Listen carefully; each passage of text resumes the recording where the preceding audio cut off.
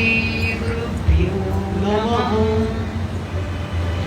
सदाशिवसमारम्भां शङ्कराचार्यमध्यमाम् अस्मदाचार्यपर्यन्तां वन्दे गुरुपरम्पराम्। मूकं करोति वाचालं पङ्गुं लङ्घयते गिरिं यत्कृपातमहं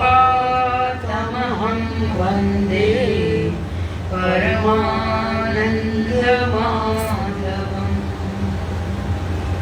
सानन्दमानन्दवने वसन्तम् आनन्दकन्दं हतपापवृन्दम्।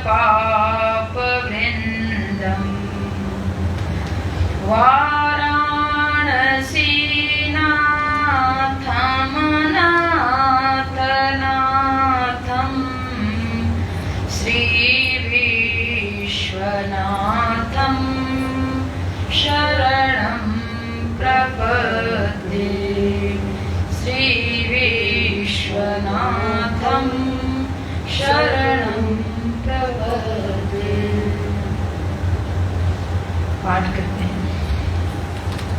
गङ्गातरङ्गरमणीयजटाकलापं गौरी निरन्तरविभूषितवामभागम् नारायणप्रियमनङ्गमदापहारं वाराणसीपुरपतिं भज विश्वनाथम्।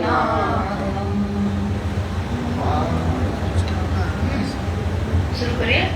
वाचामगोचरमनेकगुणस्वरूपं वागीशविष्णुसुरसेवितपादपीठं वामेन विग्रहवरेण कलत्रवन्तं वाराणसीपुरपतिं भज विश्वनाथम्। भूतादिपं भुजगभूषणभूषिताङ्गं व्याघ्राजिनाम्बरधरं जटिलं त्रिनेत्रम्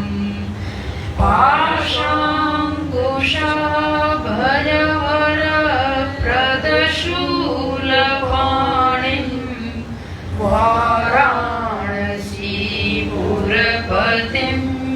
भज विश्वनाथम्।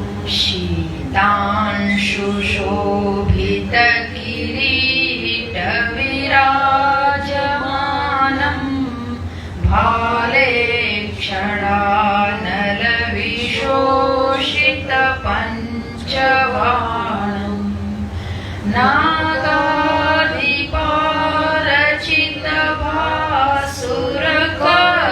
नागाधिपारचितभासुरकर्णपूरं वाराणसीपुरपतिं भज विश्वनाथम्।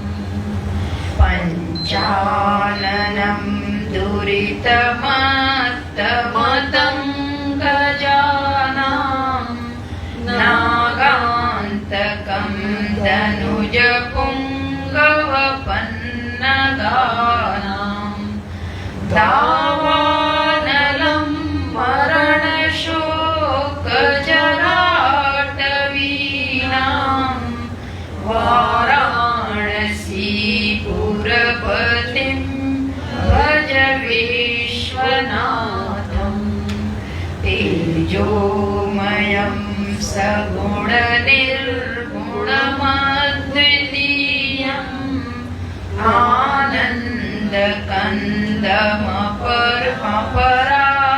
आनन्दकन्दमपराजितमप्र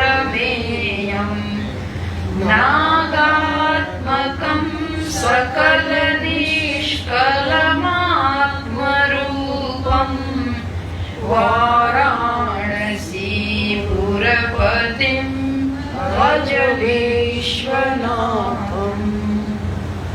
आशां विहाय परिहृत्य परस्य निन्दां पापे रतिं च सुनिवार्य मनस्समाधौ आदाय हृत्कमलमध्यगतं परेशं वाराणसीपुरपतिं भज विश्वनाथम् रागादिदोषरहितं स्वजनानुरागं वैराग्यशान्तिनिलयं गिरिजासहायम् माधुर्यधैर्यसुभगं गरलाभिरामं वाराणसीपुरपतिं भज विश्वनाथम् वाराणसीपुरपतिं भज विश्वनाथम् वाराणसीपुरपतेस्तवनं शिवस्य व्याख्यातमष्टकमिदं पठते मनुष्यः विद्याश्रियं विपुलसौख्यमनन्तकीर्ति सम्प्राप्य देतविलये लभते च मोक्षम्। भगवान शिव की स्तुति का श्रवण हम लोग पिछले 3 दिनों से कर रहे हैं। आज चौथा दिन है, आगे के 2 दिन शेष है। भगवान शिव की लीलाओं का इसमें वर्णन है, एक एक करके। उसमें मुख्य रूप से जो भगवान शिव के विग्रह का वर्णन है, उसमें है एक तो नागों को धारण करते हैं, गरला विरामम आगे आएगा, उसके पूर्व में आया है। उन्होंने अपने कंठ में विष को धारण किया हुआ है, गंगा जी को सिर पे धारण किए हुए हैं, माता पार्वती जी उनके वामांग में सदा सुशोभित रहती है। ये उनके विग्रह का एक चित्रण है, देखा है। हम लोग देख रहे हैं क्योंकि भगवान है, तो भगवान होने के कारण सदा सद्वृत्तियों का ही प्रसार करते हैं अपने भक्तों में, उन्हीं का फैलाव करते हैं, वही उनके जीवन में प्रतिष्ठित हो, स्थित हो। तो जब सद्वृत्तियां जीवन में स्थित होंगी तो उसके परिणाम स्वरूप दुष्ट वृत्तियां जाएंगी। तो जब दुष्ट वृत्तियां जाएंगी तो भगवान कहते हैं जब भक्त मेरी शरण में आ जाता है तो उसके सारे कार्यों को करने की जिम्मेदारी मेरी हो जाती है। भक्त तो अपने को बिल्कुल उसी प्रकार रखता है जैसे शिशु, नवजात शिशु माता के संरक्षण में रहता है, कुछ भी नहीं जानता। उसको शास्त्रीय भाषा में कहा जाए तो बोलते हैं मार्जरी भक्ति, एक वानरी भक्ति होती है। वानरी भक्ति वो होती है जैसे वानर होता है, उसका जो बच्चा होता है वो अपनी माँ को पकड़ के रखता है और वो एक शाखा से दूसरे शाखा पर कूदते रहते हैं। तो बच्चे का प्रयास होता है कि हम अपनी सुरक्षा करें, ये वानरी भक्ति है। तो प्रारंभ में भक्त को लगता है कि हम भगवान की शरण में गए तो हैं, लेकिन कुछ हमको भी करना चाहिए। भगवान के हमारे रोजमर्रे के खर्चे थोड़ी, इतना थोड़ी भगवान पे हम भार डालेंगे। कुछ हम भी करें और कुछ वो भी करें। तो कुछ अपना प्रयत्न, यानी अपना कर्तव्य तो बचा के हम रखते हैं कि हम भी करते हैं, हम भी करते हैं। भक्ति के क्षेत्र में प्रवेश करने पर कर्तृत्व वाला जो क्षेत्र है बिल्कुल पीछे हो जाता है, वो बिल्कुल दूसरा क्षेत्र आ जाता है जहाँ पे कर्तृत्व शिथिल होने की स्थिति आती है। तो वानरी भक्ति में थोड़ा भी कर्तृत्व है, लेकिन मार्जरी भक्ति यानी जो बिल्ली होती है, मार्जार माने था बिल्ली, और बिल्ली का जो बच्चा होता है उसको अपने माँ को पकड़ने की जरूरत नहीं होती है। माँ बच्चे को पकड़ती है और एक स्थान से दूसरे स्थान को जाती है, एक घर से दूसरे घर को जाती है, एक जगह से दूसरे जगह को जाती है, उसकी सुरक्षा वो स्वयं करती है। तो मार्जारी भक्ति वह भक्ति है जिसमें भक्त केवल और केवल अपने भगवान के गुणों का चिंतन कर रहा है, तो उसी चिंतन में पड़ा हुआ है, दिन रात लगा हुआ है। जप कर रहा है तो जप में दिन रात लगा हुआ है, ध्यान कर रहा है तो ध्यान में दिन रात, क्या अच्छा हो रहा है क्या बुरा है इसके बारे में कोई विचार नहीं कर रहा। भगवान उसके योगक्षेम का चिंतन करते हैं। यहाँ पे कहते हैं कि एक तो यह भक्त के संदर्भ से कि भगवान उसका चिंतन करते हैं तो भीतर के सारे दुर्गुण निकालते रहते हैं। साथ ही साथ ये बाह्य प्रकृति में जितने भी ऐसे अवरोधक तत्व हैं जो भगवान के प्रयोजन को सिद्ध करने में हानि पहुंचाते हैं, भगवान के लक्ष्य में हानि करते हैं, उसको भी नष्ट करने का कार्य करते हैं। तो बाहर के दनुजों का, असुरों का संहार भी भगवान करते हैं। इस संदर्भ में 5वें श्लोक में है कि जब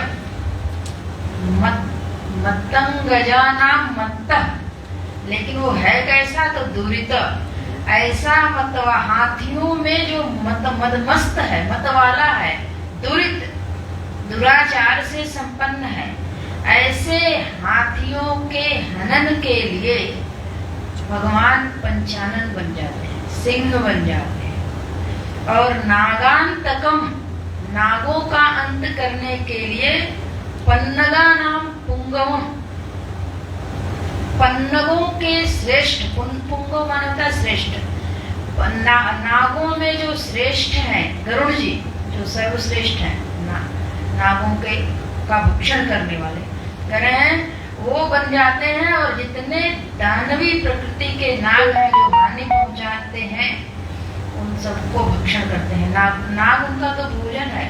तो जैसे भोजन करने के लिए नागों का गरुड़ जी को कोई प्रयास करने की आवश्यकता नहीं है, और बहुत जाकर के वहां द्वंद्व युद्ध करने की भी जरूरत नहीं है। बड़ी सहजता से जब विरोधी वृत्ति के इन दृष्टांत को प्रस्तुत किया जा रहा है, तो कहने का तात्पर्य यह भी है कि यह सहज स्वभाव है और इस कार्य को करने में बड़ी कठिनाई नहीं है, बड़ी योजना नहीं है। मानो वो गुण, वो दुर्गुण सहज बलात् मुझको खींच रहा है कि आइए मेरे पास और मुझको नष्ट कर दीजिए, क्योंकि यही चीज है जो आपके सृष्टि के प्रयोजन में बाधक बन रही है। इस संदर्भ में हम लोग पीछे एक कथा सुने थे तारकासुर का, तो उसी के संदर्भ में त्रिपुरासुर वध की कथा आती है। भगवान शिव जी ने त्रिपुरासुर का वध किया। तो एक पौराणिक कथा है, आदि भौतिक जगत में त्रिपुरासुर नामक दैत्य हुआ। ये नहीं केवल आध्यात्मिक ही, पौराणिक कथा में आदि भौतिक जगत में उस काल में हुआ। और जो वो त्रिपुरासुर हुआ वो था किसका पुत्र, तो कहते हैं कि वो तारकासुर का पुत्र था। तारक के 3 पुत्र हुए, तारकाक्ष, कमलाक्ष और विद्युन्माली। इन तीनों लोगों का 3 पुर था। उस पुरी का नाम था त्रिपुर। 3 पुरियों में जो निवास करता है उसको त्रिपुर कहते हैं। एक एक पुरी में एक असुर निवास करते थे। एक में तारकाक्ष जो थे वो स्वर्णपुरी में निवास करते थे, और कमलाक्ष जो थे वो रजतपुरी में निवास करते थे, विद्युन्माली लौहपुरी में निवास करते थे। आध्यात्मिक अर्थ में इसको हम जब देखेंगे तो यही 17 स्तंभ बन जाएगा। इन लोगों ने जब तारकासुर का वध हो गया तो पिता के वध के कारण बड़े क्षुब्ध हुए, और वध चूंकि शिव जी के पुत्र ने किया था, इन लोगों को वो विरोधी बन गए, शत्रु बन गए। तो उनको मारने के उद्देश्य से और विजय पाने के उद्देश्य से तपस्या की, बहुत दिनों तक तपस्या की। और जब तपस्या किए तो यहाँ तक की गति होती है ब्रह्मा जी तक। ब्रह्मा जी प्रसन्न हुए। ब्रह्मा जी जब प्रसन्न हुए तो आए और आ करके वरदान कह के वरदान मांगे। वरदान मांगने को जब कहते हैं तो ये लोग कहते हैं वही वाली यार, मैं अजर हो जाऊँ, अमर हो जाऊँ, कभी ना मरूँ। तो बोले ये मेरे क्षेत्र से बाहर है, मैं ऐसा वरदान नहीं दे सकता हूँ। तो बोले कि हमको 3 पुरी दीजिए और ऐसी पुरी दीजिए, तो यही है वो स्वर्णपुरी, रजतपुरी और लौहपुरी दीजिए, और इस पुरी में एक विशेषता दीजिए, वो ये कि ये तीनों पुरी उस समय नष्ट हो जब तीनों एक सीध में, और वो जो सीध में हो तब भी एक काल विशेष हो, अभिजित नक्षत्र हो, कभी भी हो सकता है। जैसे पृथ्वी, सूर्य और चंद्रमा जब एक सीध में होते हैं तो ग्रहण लगता है, तो ये पूर्णिमा और अमावस्या, लेकिन सूर्य ग्रहण अमावस्या वाले समय में होता है और चंद्र ग्रहण पूर्णिमा वाले समय में होता है।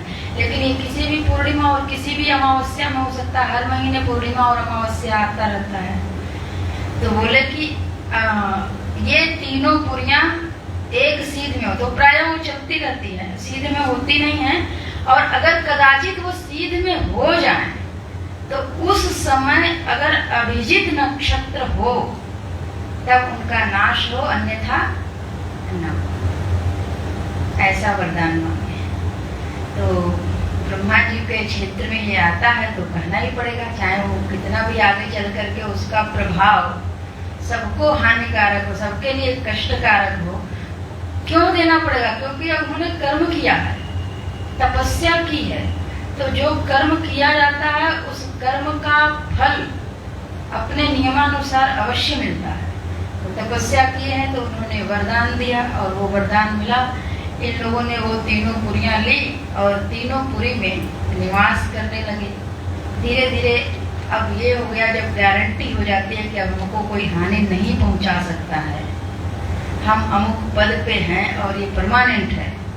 परमानेंट पद में हम लोग दृष्टांत अगर लें, यद्यपि आजकल वो भी बड़ा शिथिल हो गया है।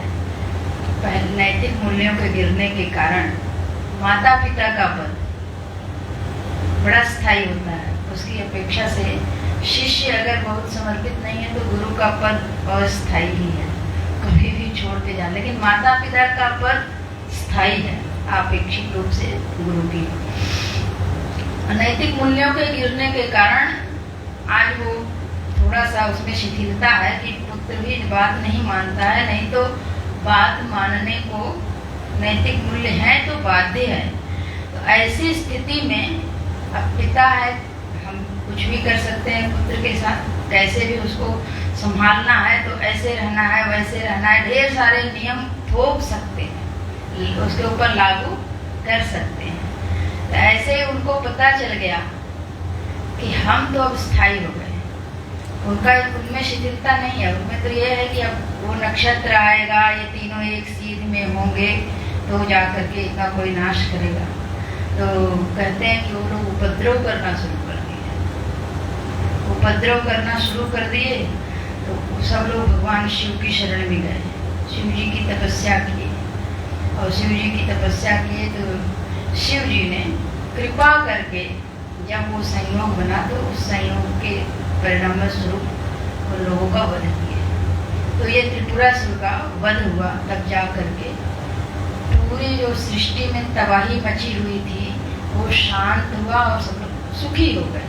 भगवान सबको सुखी करते हैं। तो ये जितने दुष्ट प्रवृत्ति के लोग होते हैं, जब ये एकदम उपद्रव करने लगते हैं और सबके नियंत्रण से बाहर हो जाते हैं, उस समय जिनका नियंत्रण होता है वो प्रभु का होता है, वो परमात्मा का होता है। जिनकी सृष्टि है वही सृष्टि के नियंता ही सृष्टि को संभाल सकते हैं और वही संभालने आते हैं। तो भक्त का इतना कार्य उसमें बन जाता है, वो उनकी शरण में जाता है, एक प्रार्थना, एक गुहार लगाता है कि हे प्रभु अब हम परेशान हैं। तो भक्त के कारण प्रभु अवतरित होते हैं, आ करके दुष्टों का संहार करते हैं। और दूसरा है वो स्वयं से करते हैं, वो तो अपना अलग करते रहते हैं। लेकिन भक्त जब जा करके बुलाता है तो भक्त को उनकी कृपा दिख जाती है कि भक्त भगवान हमारे लिए आए। भगवान ने हमारे लिए यह कार्य किया, तो उनकी वो कृपा सदा चिरस्थायी भक्त के हृदय में स्थिर हो जाती है और उसी कृपा को बार बार स्मरण करके भक्त अपनी भक्ति को बढ़ाता है। तो एक तो ये है, आध्यात्मिक रूप से हम लोग 3 अवस्था और 3 शरीर पढ़ते हैं, तो इसको भी यहाँ पे लेते हैं कि त्रिपुरासुर के वध का तात्पर्य है कि जो 3 शरीर है, भगवान की हम जब भक्ति करते हैं तो भगति करत सोई मुक्ति गोसाई अनइच्छित आवई बरियाई। जब हम भक्ति करते हैं तो भगवान कहते हैं कि यह जो मेरा भक्त है अब इसको मुक्त करना चाहिए। जिज्ञासु बनाना भी उन्हीं की कृपा है। अगर हम आज जिज्ञासु हैं, मुमुक्षु हैं, तो इसका तात्पर्य है कि हमने भगवान की भक्ति की है, भगवान से कभी न कभी मांग की है कि हे प्रभु मुझको दुख से मुक्ति दिलाई। मुझे ये नहीं पता था आत्यांतिक दुख से निवृत्ति, लेकिन इतना पता था कि मुझको दुख नहीं चाहिए और सुख चाहिए। मैं हर समय परेशान रहता हूँ, इससे प्रभु मुझे मुक्त करिए। तो कभी मुक्त किए, जब मुक्त किए उसके बाद भी जो सुख मिला फिर मांग बनी रही। तो कहीं या तो सत्संग से या भीतर उस मांग में ही प्रभु ने देख लिया कि इस मांग तो रहा है कि सुख दीजिए, लेकिन पता नहीं चल रहा है कि कैसा सुख मिलेगा तो मेरी मांग पूरी हो जाएगी। तो जिज्ञासु बनाते हैं, मुमुक्षु बनाते हैं। हम लोगों को तो ये पहली बार शब्द सुनने को मिशन में ही मिला, आत्यांतिक दुख की निवृत्ति। शरीर 3 प्रकार के होते हैं और ये तीनों प्रकार के शरीरों से जब कोई उपराम होकर के इससे परे जाता है तब जाकर के सारे दुख छूटते हैं। तो कभी ये मांग रही होगी, बार बार हम लोग मांगते ही कभी क्या, ये मांग तो थी नहीं, इतनी बात तो पक्की है, मेरे जीवन में नहीं थी कि आत्यांतिक दुख की निवृत्ति हो जाए। लेकिन आए दिन कुछ न कुछ छोटी छोटी परेशानियां आती थी, तो भगवान से मांग तो होती ही है। हम लोगों ने तो मांगा है, खूब मांगा है, हे भगवान अब इससे मुक्त करिए।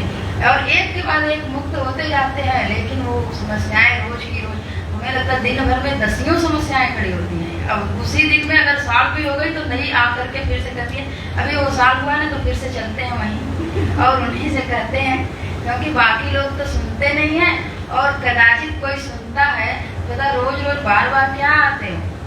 एक बार हो गया, कुछ अपने से भी तो करिए। माता पिता भी एक आयु के बाद बोल देते हैं कि अब आपकी आयु हो गई है, कुछ समस्याओं का समाधान स्वयं से करिए।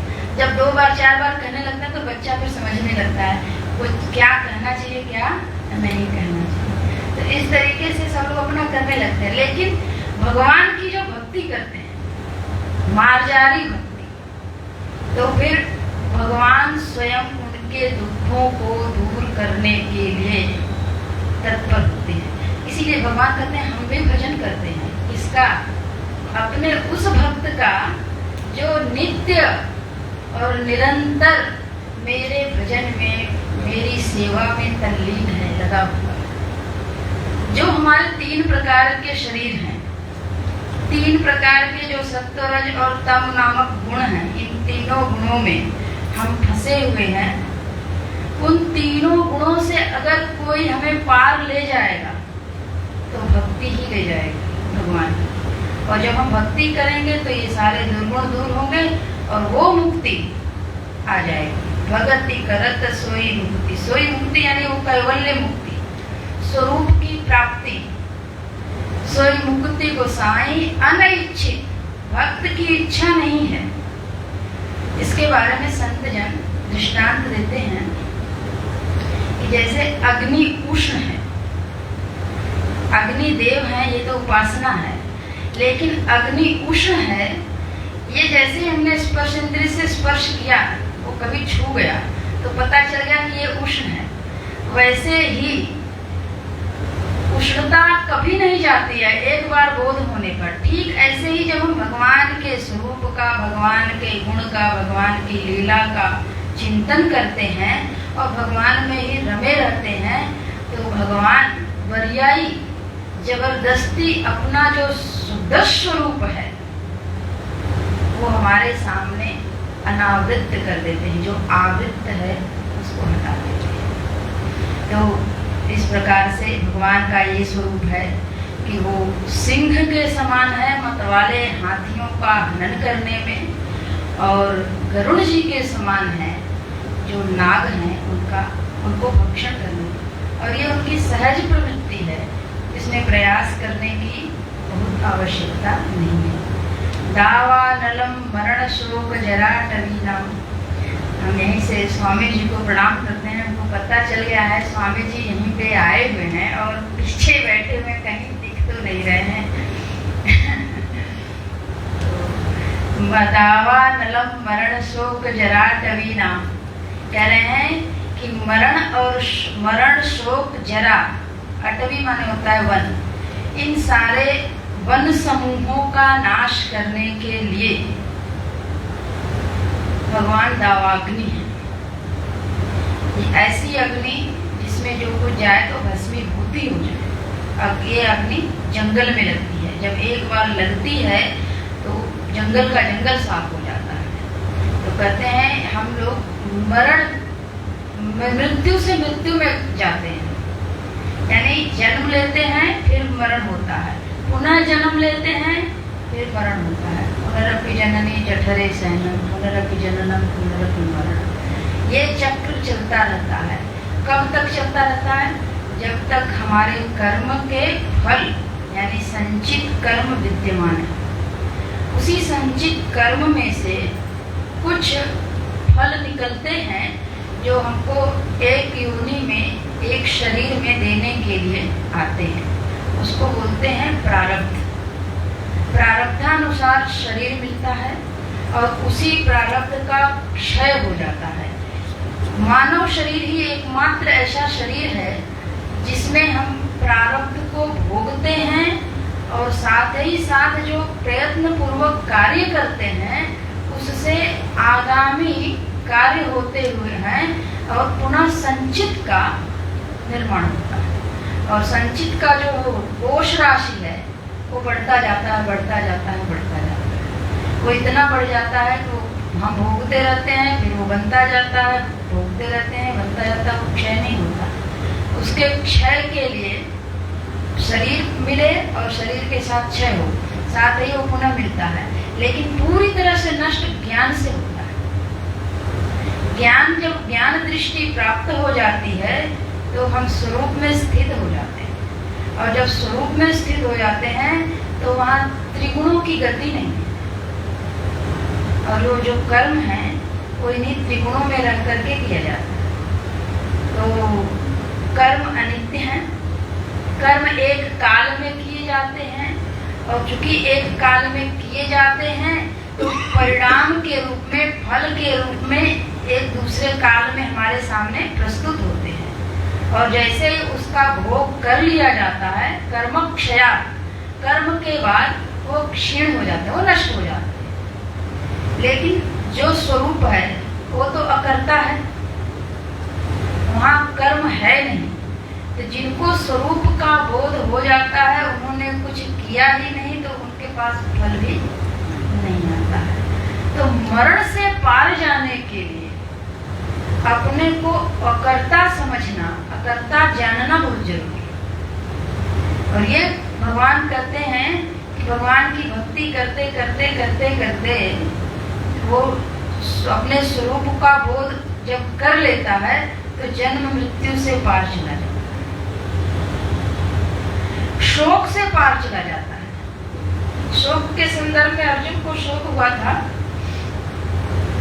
और वहाँ पे उस शोक का जो मुख्य कारण था, भगवान भाष्यकार गीता जी के 2 अध्याय का जब प्रारंभ करते हैं तो प्रारंभिक भाष्य में लिखते हैं यही मूल शोक का कारण है। वो है अहम एषाम मम एते। अहम ऐशा, मैं ये हूँ और ये मेरे हैं। गोस्वामी जी उसी को कहते हैं मैं अरु मोर तोर तै माया। पूरी माया को ही उन्होंने मैं मेरा तू तेरा में कर दिया। उन्होंने कहा कि मैं यह हूँ और ये मेरे हैं, इसी से तो मैं भ्रांति में पड़ा हूँ कि मैं करूँ क्या। वहाँ पे वो सीधे लिखते हैं भगवान भाष्यकार की भ्रांति प्रत्यय, ये प्रत्यय ही, ये वृत्ति ही, ये विचार ही भ्रांति है, गलत है, भ्रम पूर्ण है। कल हम लोग देख रहे थे मोह, भ्रम और शोक का क्रम। पहले मोह होगा, फिर भ्रम होगा, फिर शोक होगा। यहाँ पे कह रहे हैं कि भगवान वो जो भ्रम है वो जैसे ही मैं मेरा तू तेरा हटेगा, और ये हटाने वाले कौन है, तो सबके ममता ताग बटोरी, मम पद मन ही बांधी बरडोरी। जब भक्त ने भक्ति की और सारे संबंधों को भगवान से जोड़ दिया कि मेरे मनियत सब ही राम के नाम पे, मेरे जितने संबंध हैं सब श्री राम जी के कारण है। दृष्टांत है कि जैसे एक स्त्री की शादी हो जाती है तो पति के बाद संबंध मनियत सब ही राम के नाते, पति के नाते से पति के जितने संबंधी हैं सब हमारे अपने संबंधी हो गए। तो इधर कन्या पक्ष के भी जितने संबंधी हैं सबके संबंधी हो गए दोनों पक्ष के हो गए, और ऐसे कोई संबंध ही नहीं था। तो भगवान, सारी सृष्टि प्रभु की है, जब प्रभु की है तो हमने प्रभु से संबंध स्थापित किया। स्वामी जी ने आज सुबह बहुत अच्छा कहा कि जैसे भारत से प्रेम करना हो तो तिरंगे से प्रेम कर लीजिए। तिरंगे से प्रेम हो गया और तिरंगे का कोई अपमान कर रहा हो तो उस अपमान को बर्दाश्त नहीं करना ही है, दिखा देता है कि हमारे देश के प्रति भक्ति है। ठीक ऐसे ही हम भगवान से प्रेम कर लें और भगवान से जुड़ जाएं तो जितने हैं सब भगवान के हैं, सब भगवान के हैं, तो सब उसी संबंध से दिखेंगे। और जब उसी संबंध से दिखेंगे तो कहीं दूसरा है ही नहीं, दूसरा है ही नहीं, तो हमको किसी से छूटने का भी भय नहीं है। मेरे शोक यानी जब हमेशा भय यही शोक का यही है कि भविष्य में ये चीजें मुझसे छूट जाएंगी। और कौन चीजें? जिनसे मुझको सुख मिला है। भगवान नित्य हैं, अखंड हैं, शाश्वत हैं, सदा हैं और वो सबका ख्याल रखते हैं, भक्त वत्सल हैं। तो जब हम हमारा वो योगक्षेम वहन कर रहे हैं, मेरा ख्याल रख रहे हैं, विषम से विषम परिस्थितियों में मुझको वहां से उबार रहे हैं, बचा रहे हैं, तो एक बार उनसे संबंध हो जाए, और वो सब जगह भी है, तो हम जहां जाएंगे मेरे जो अपने हैं वो तो मेरे साथ हैं, बाकी लोग कहीं कहीं कहीं हैं। जैसे आप लोग यहाँ आए हैं तो आप लोग अपने किसी निजी संबंधी के साथ तो आए हैं, वो अपने साथ हैं, बाकी लोग कहीं हैं, वो वहाँ कुशल से हैं, जरूरत पड़ने पर वहाँ जाएंगे। तो इस तरीके से हमारे भगवान जो मेरी रक्षा करते हैं, जो मेरी देख रेख करते हैं, जिनका प्रेम मुझे प्राप्त है, सीधी सी बात है, जो मुझसे प्रेम करते हैं और हर समय मेरे ऊपर दृष्टि बनाए हुए हैं कि इस बच्चे का कोई अहित न करे, कोई अहित न करे। अगर कोई अहित करेगा तो उनको बड़ा क्रोध आता है, हमको आए जाए न आए। तो ऐसे प्रभु जब मेरे साथ हैं तो अब मेरा कौन क्या बिगाड़ सकता है। इसलिए शोक चला जाता है।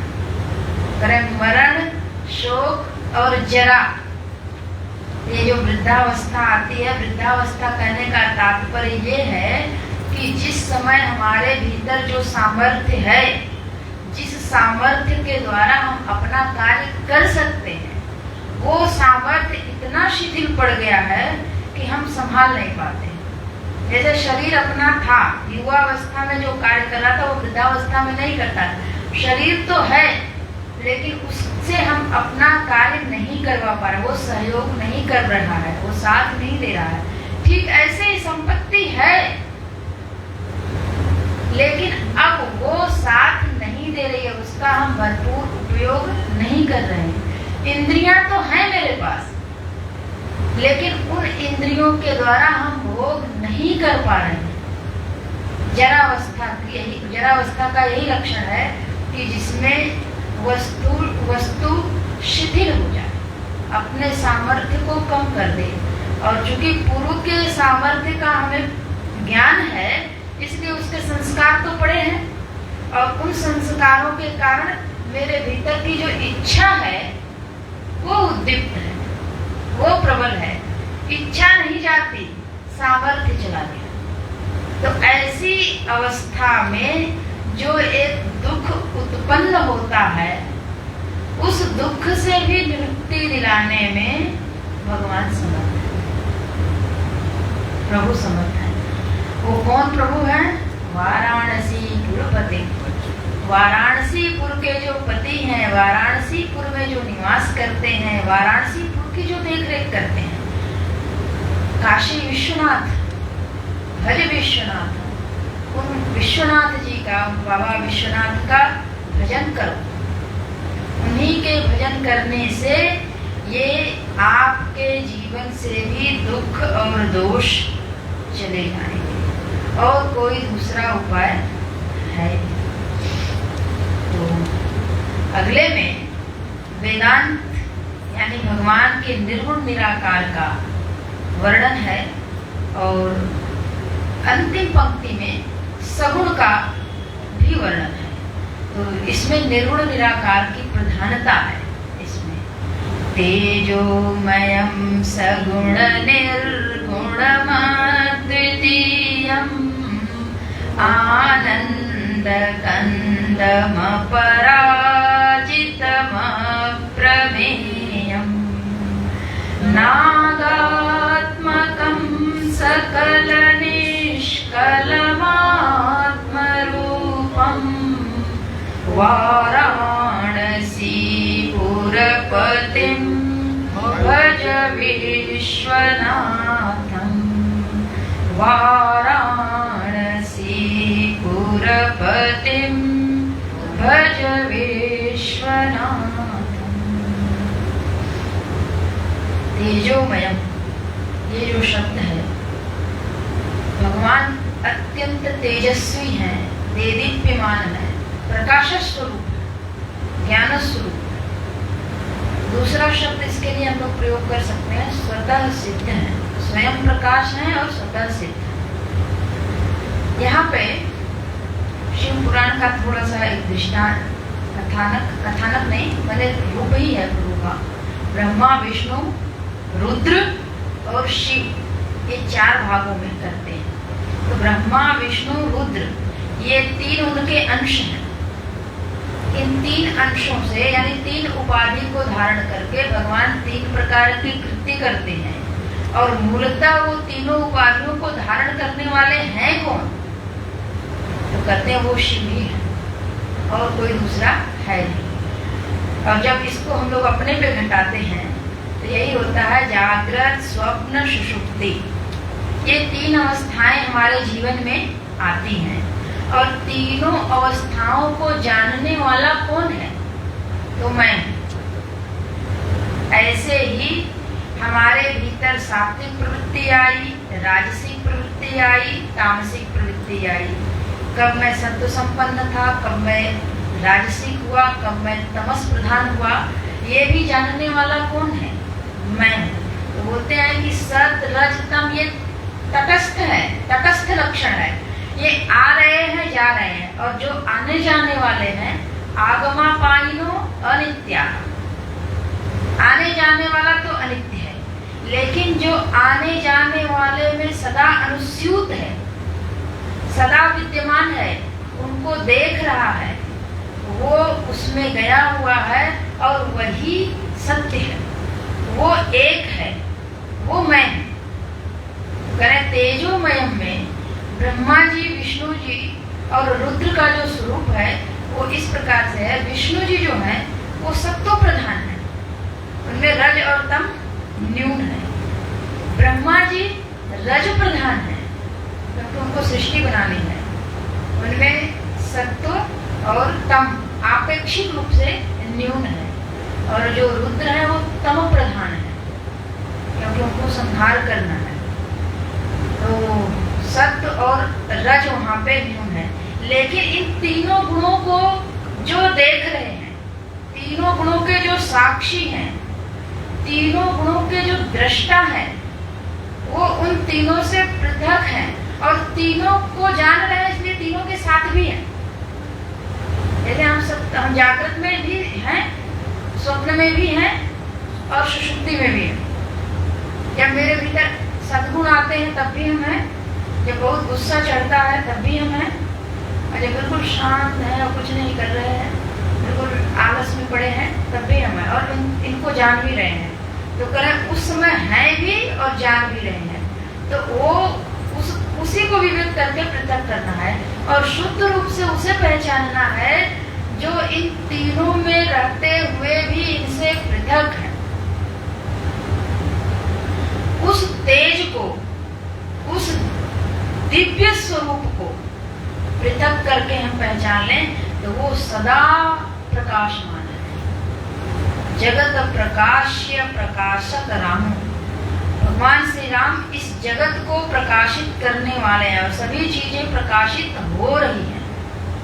तो जो प्रकाशक है वही तेजोमय, वो अपना स्वरूप है और कुछ नहीं।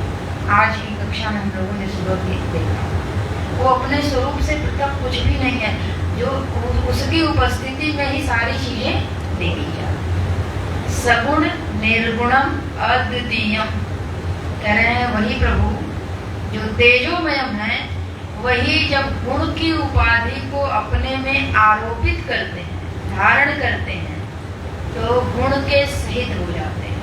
और जब गुण के सहित हो जाते हैं तो उसी रूप में अपनी पहचान भी करते हैं। जैसे हम जब क्षमा को धारण करते हैं तो क्षमा करने वाला कौन? मैं हूँ। दया करने वाला कौन? मैं हूँ। फिर क्रोध करने वाला कौन? मैं हूँ। तो वो जो मैं में इन सारे गुणों का आधान हो रहा है, आरोप हो रहा है, बोलते हैं कि व्यवहारिक जगत में ये बातें कहना कि मैं दयावान, मैं क्षमावान, मैं क्रोधी, कोई इसमें गलती नहीं है, त्रुटि नहीं है, सही है। ऐसे ही भगवान ईश्वर की परिभाषा ही है जो मायोपाधिक है, माया की उपाधि को स्वीकार करके वर्तन करते हैं, व्यवहार करते हैं, तभी तो वो कृपालु है। कृपा की उपाधि से विभूषित होते हैं और कृपा किसके संदर्भ से? भक्त के संदर्भ से। इसलिए भगवान तभी है जब भक्त है। जब भक्त भगवान को पुकारते हैं तो भगवान उस भक्त के कारण उपाधि को धारण करते हैं और धारण करके अपने को वहाँ पे प्रस्तुत करते हैं। जब वहाँ पे अपने को प्रस्तुत करते हैं तब भगवान एक उपाधि विशिष्ट से विभूषित होते हैं, एक नाम विशेष से विभूषित होते हैं। तो भगवान सगुण रूप में है। भगवान शिव के 8 रूप बताए जाते हैं। वो है सर्व, हम लोग मंदिर में पढ़ते हैं, आरती में भी आता है, सर्वाय नमः, भवाय नमः, रुद्राय नमः, उग्राय नमः, भीमाय नमः, पशुपतये नमः, ईशानाय नमः और महादेवाय नमः। इस प्रकार से ये 8, जिसको हम लोग अष्टधा प्रकृति बोलते हैं, इसी में सर्व से लेकर के भीम तक वो पंच महाभूत का स्वरूप है। और आगे के जो 3 हैं, पशुपति, ईशान और महादेव, वो एक जीव और सूर्य, चंद्रमा, ये 8 प्रकृति, 8 चीजों से मिलकर के ये सारी सृष्टि संचालित होती है। और इस रूपों में भगवान शिव ही विद्यमान है और कोई दूसरे नहीं है। तो भगवान शिव का ये विग्रह है। भगवान कृपालु हैं, करुणा वरुणालय हैं। तो ये भी भगवान का गुण से युक्त एक नाम है और उस गुण से युक्त होकर के अपनी लीला करते हैं। लेकिन जो प्रभु गुण से युक्त हैं, उसी प्रभु को हम गुणों से सदा बांध के रखें, तो कहते हैं ऐसी बात नहीं है। तुरंत बोलते हैं निर्गुण भी है। वही प्रभु जब इन गुणों को, क्योंकि जब भक्त उनको नहीं बुलाता है, यानी जब कोई कार्य भगवान को नहीं करना है तो अपने स्वरूप में स्थित हैं, तो किस रूप में है? तो सारे गुणों से परे हैं। और यही साधना बताई जाती है। अर्जुन को भगवान ने कहा निस्त्रय गुणेमो भव, गुणों से परे हो जाओ। तो गुणों से परे परमात्मा है। जब हम भी गुणों से परे जाएंगे तो फिर वहीं जाएंगे, और तो कहीं जाएंगे नहीं। लेकिन ये है कि जब जाएंगे तब जाएंगे। भगवान गुण में रहते हैं तो सगुण रूप में, और तुरंत वो निर्गुण में प्रतिष्ठित हो जाते हैं। तो वो निर्गुण भी है। सगुण रूप में अभी हमने जो रूप गिनाया वो है। निर्गुण रूप में प्रभु जैसे के तैसे सच्चित आनंद स्वरूप। ये 3 शब्द निर्गुण के लिए बोला जाता है। आनंद स्वरूप परमात्मा ही निर्गुण है, और आनंद वहाँ पे आनंद है, इसीलिए हम लोग जाना चाहते हैं। वो बिल्कुल शून्य हो, कुछ भी नहीं हो, तो वहाँ कोई जाना नहीं चाहिए। अद्वितीयम, और वो जो स्वरूप है प्रभु का, वो जो प्रभु हैं, उनके अतिरिक्त दूसरा कोई नहीं है, उनमें कोई खंड नहीं है, इसलिए वो प्रभु अद्वितीय हैं। आनंद कंद, वो आनंद से ओतप्रोत है, आनंद से भरे हुए हैं। जिस कहीं जहाँ कहीं भी देखा जाए तहाँ तहाँ से आनंद निकलेगा। तो कहते हैं कोई चीनी का जो बनता है खिलौना, वो दिवाली के समय में मिठाई बनती है, तो उसके किसी भी अंश को रसनेंद्रिय से स्पर्श किया जाए, रसनेंद्रिय पे रखा जाए, तो वो मीठा ही लगेगा। उसके अंग पे विशेष पे जाने की आवश्यकता नहीं है कि ऊपर का भाग, नीचे का भाग, बीच का भाग। ऊपर, नीचे और बीच में सब जगह मीठा ही मीठा है। तो आनंद कंद, आदि में, मध्य में और अंत में, सब में वही प्रभु विद्यमान है। और हैं कैसे? कहते हैं ऐसे प्रभु की शरण में इसलिए जाइए क्योंकि वहाँ वो स्वयं अपराजित हैं, किसी से नहीं हारते हैं। तो आपके जितने बड़े बड़े शत्रु होंगे, वहाँ जाने से, चूंकि हम उनकी शरण में चले गए, तो उनका एक लंबा सा दायरा है, औरा है, उस औरे में तो प्रवेश ही नहीं करेगा शत्रु। तो शत्रु पहले ही भाग जाएगा।